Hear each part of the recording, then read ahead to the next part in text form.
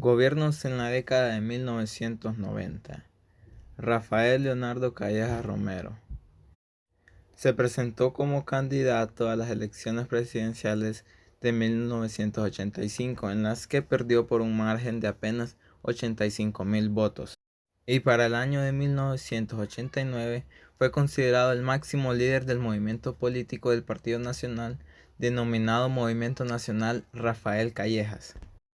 Durante las elecciones, el licenciado Rafael Callejas se enfrentó como su principal opositor al joven Carlos Flores Facuse, del Partido Liberal. El 27 de noviembre de 1989 ganó las elecciones y asumió el cargo en 1990 para el periodo de 4 años, convirtiéndose así en el presidente número 70 de la República de Honduras y en el artífice del regreso al poder del Partido Nacional tras 18 años de ausencia. La crisis económica mundial y su enorme repercusión en Honduras hundió las expectativas de despegue económico ideadas por el gobierno y sumió en la impopularidad de Callejas. Debido a eso, decidió no presentarse en la reelección a los comicios de noviembre de 1993. Carlos Roberto Reina Ideáquez en el periodo de 1994 a 1998. En las elecciones presidenciales y generales celebradas en noviembre de 1993, se proclamó vencedor con el 54% de los votos frente al 42% de Oswaldo Ramos Soto. Además, gobernó con mayoría en los poderes ejecutivo, legislativo y judicial. Su proyecto político prometía modernizar el Estado, reducir la tasa de analfabetismo y mortalidad infantil y materna, y la creación de nuevas fuentes de trabajo y construcción masiva de viviendas. Al término de su periodo presidencial, Reina entregó al país a Carlos Flores Facuse. Y pese a que las cifras macroeconómicas mejoraron, la pobreza en el país continuó en un 80% de los hondureños, la tasa de analfabetismo en el 40% y más de 1 millón de desempleados y una delincuencia desatada. Carlos Roberto Flores Facuse, en el periodo de 1998 al 2002. En 1989 ganó unas apretadas elecciones internas, convirtiéndose en el candidato presidencial del Partido Liberal para las elecciones generales de aquel año, las cuales, transcurridas entre denuncias de irregularidades, dieron la victoria al candidato del conservador Partido Nacional de Honduras, Rafael Callejas.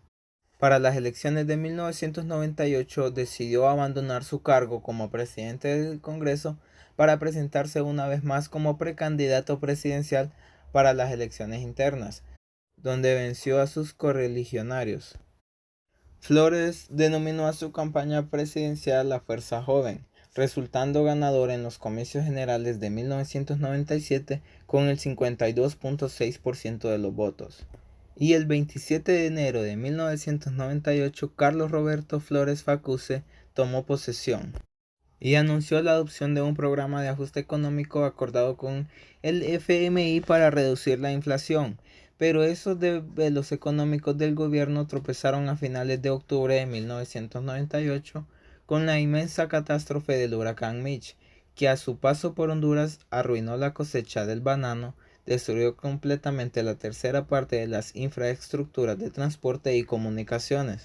Y este desastre causó daños materiales valorados en 3.800 millones de dólares. Y la recuperación económica fue mucho más rápida de lo esperado, gracias a la asistencia financiera y humanitaria del exterior. Y al final de su mandato fue elogiado por su capacidad de liderazgo durante la crisis del Mitch y por su gestión acertada de la ayuda internacional, que no fue succionada por la corrupción y que impidió la aparición de epidemias. Principales actividades económicas. El Producto Interno Bruto se contrajo, con la consiguiente reducción del producto por habitante, un 4%, provocando un fuerte deterioro en las condiciones de bienestar de las clases media y trabajadoras. El déficit fiscal se redujo como porcentaje del Producto Interno Bruto, pero continuó siendo importante, 6.4%. Fue así pese al incremento de la carga tributaria, que llegó a presentar el 16.1% de dicho indicador.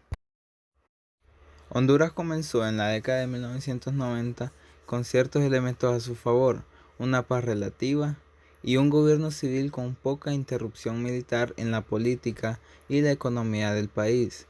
Pero Honduras, por su deuda externa, dependía de sus degradados recursos naturales y un rápido desarrollo y urbanización de su población.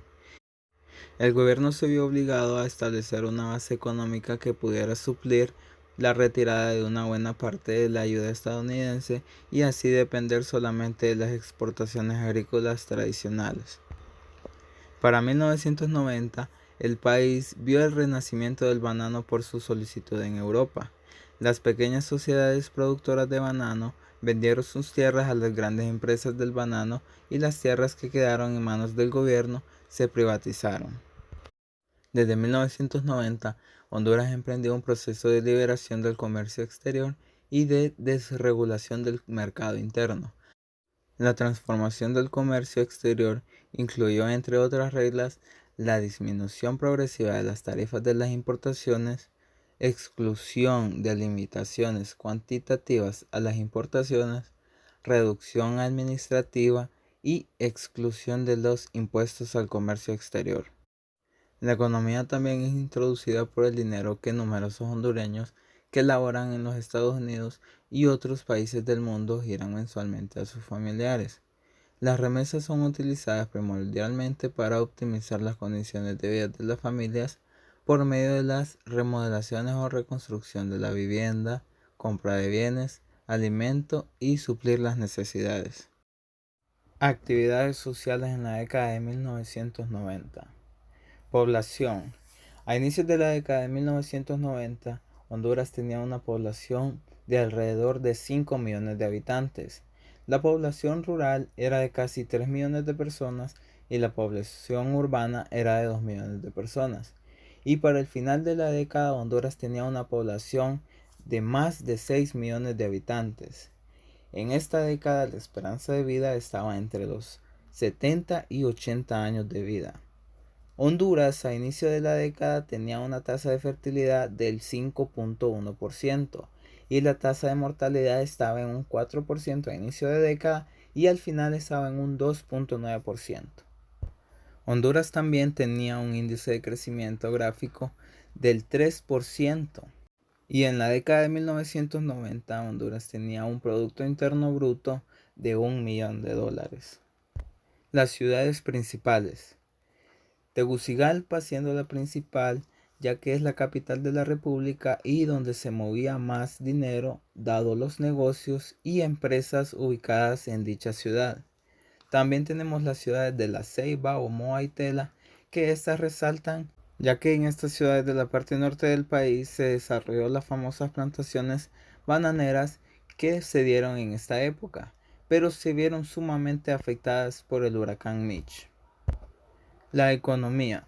Lo que podemos destacar de la economía de esta época es un avance en la ganadería, los cultivos del tabaco y del café y la actividad minera que se incrementó en San Juancito, Valle de Ángeles, Yuscarán y otras regiones de Honduras, casi sin beneficio apreciable para el país. Conflictos y dificultades que sufrió el país y cómo las enfrentó. Honduras entró en la década de 1990 con algunos factores a su favor: una paz relativa y un gobierno civil con menos interferencia militar en la política y la economía del país. Sin embargo, el país cojeaba debido a su deuda externa. La historia económica de Honduras ha estado marcada por los diferentes cambios políticos que ha experimentado el país. En 1990, en el gobierno de Rafael Leonardo Callejas, se inicia como una completa liberalización de la economía. Los distintos periodos de la historia económica en Honduras se distinguen en lo fundamental, por la importancia relativa de ciertos recursos en las exportaciones y según el distinto rol del Estado en la economía. Aspectos sociales de la primera década del siglo XXI. En la década del 2000, Honduras se convirtió en el tercer mayor exportador de textiles de los Estados Unidos, detrás de China y México. Gran parte de las exportaciones de Honduras van a los Estados Unidos, su principal socio comercial.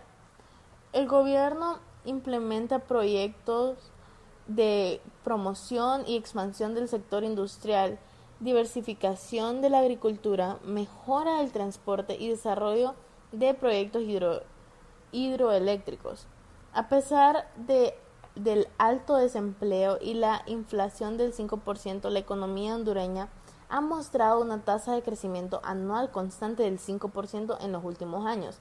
Se espera que la inversión extranjera y un mayor crecimiento económico provenga de la firma del Tratado de Libre Comercio entre Estados Unidos, Centroamérica y República Dominicana, CAFTA, y recientemente con Canadá. En el periodo de 1990 y 2003, la tasa de crecimiento anual del valor de las exportaciones fue del 3,3%. Durante este periodo se observaron dos tendencias. En el primer periodo, 1990-1998, la economía creció a una tasa anual de 8,3%. La segunda vez, el periodo de 1999 y 2003, cayó un 1,8% anual debido al impacto del huracán Mitch a su paso por Honduras, además de la caída de los precios internacionales del café. También es uno de los pilares de la economía hondureña.